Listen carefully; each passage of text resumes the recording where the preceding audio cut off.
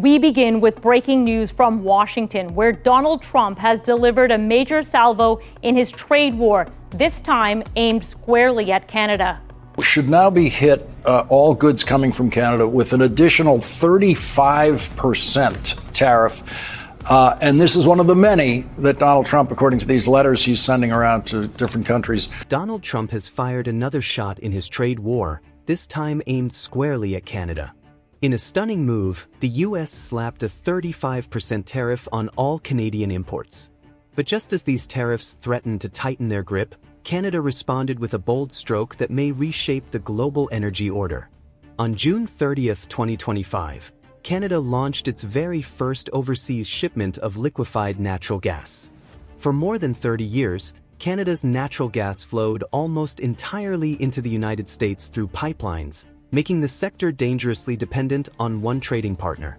In 2024 alone, nearly $8 billion worth of gas, about 8.8 billion cubic feet per day, crossed the southern border. But this reliance came at a heavy cost.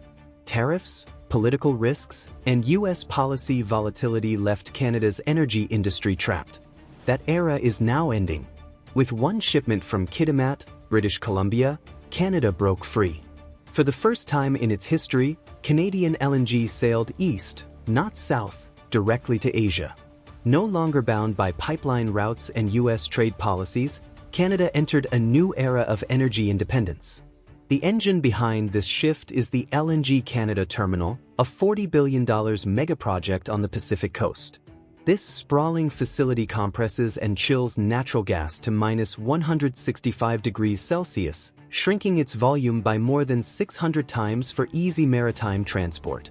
The first ship, the Gaslog Glasgow, departed with 2.6 million tons of LNG, opening a faster, more resilient corridor to Asia's booming energy markets. The timing could not be more strategic.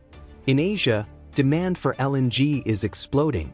Japan is adding 20 million tons of new capacity annually, South Korea is expanding storage by 50%, and China is locking in long-term supply contracts to diversify away from Russian pipelines.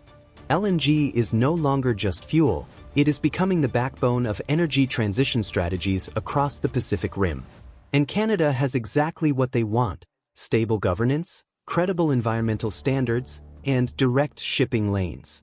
What once took 20 days via the Panama Canal can now be done in just 10 from Kitimat's coast. That geographic advantage alone slashes costs, speeds delivery, and lowers carbon emissions. At home, the project's impact is already being felt. Over 50,000 Canadian jobs were created during construction, and more than $5.8 billion in contracts went to local firms and the Haisla Nation, who also hold equity in the pipeline connecting the Montney gas fields to the coast. This is not symbolic participation, it is structural change. Indigenous communities are becoming co-developers and equity partners, shaping Canada's energy future while sharing directly in its rewards. But this project is also built with climate responsibility in mind.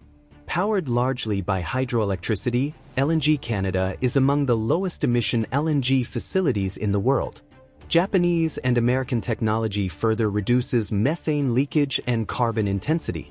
Plans are already underway to integrate carbon capture and storage in future phases, ensuring the project remains competitive as global buyers factor emissions directly into procurement decisions. Still, Canada's path is far from easy. Building in remote, mountainous terrain drove costs significantly higher than in the U.S. Gulf Coast. Strict Canadian environmental regulations added delays and expenses, while tax incentives sparked debate over corporate subsidies. Yet despite the hurdles, momentum is undeniable. By 2026, LNG Canada expects more than 170 annual voyages to ports like Yokohama, Busan, and Singapore. Expansion to Phase 2 would double output to 28 million tons per year, enough to place Canada in the world's top 5 LNG exporters. And with plans for carbon-neutral LNG in future phases, Canada is already thinking decades ahead, positioning itself for a world where emissions are priced as heavily as barrels and cargoes. But the competition is fierce. Qatar is expanding its North Field to more than 126 million tons annually. The US is racing ahead with flexible Gulf Coast terminals, while Australia renews its offshore LNG dominance in Southeast Asia.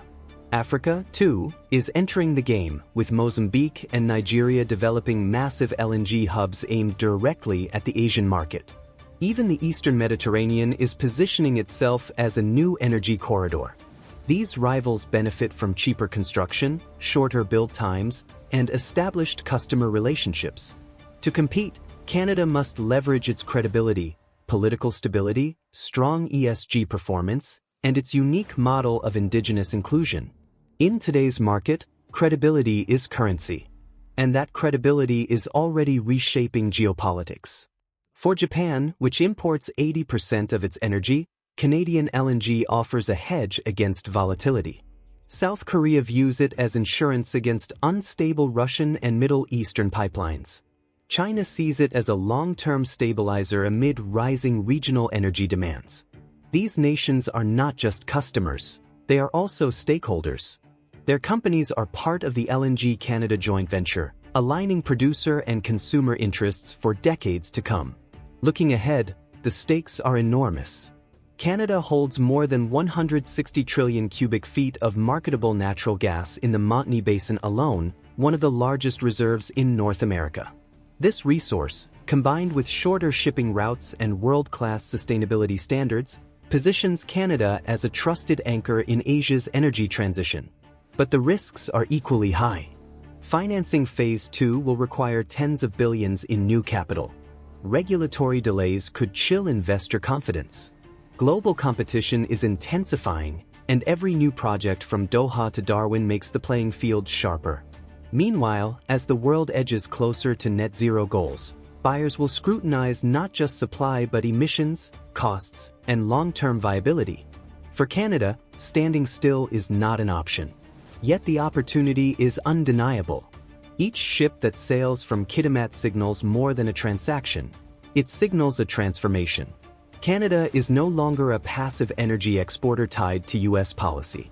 It is becoming a global supplier, a geopolitical actor, and a credible leader in clean energy transition. The departure of that first LNG shipment was not just history, it was a message. Canada is in the game, and the world is watching.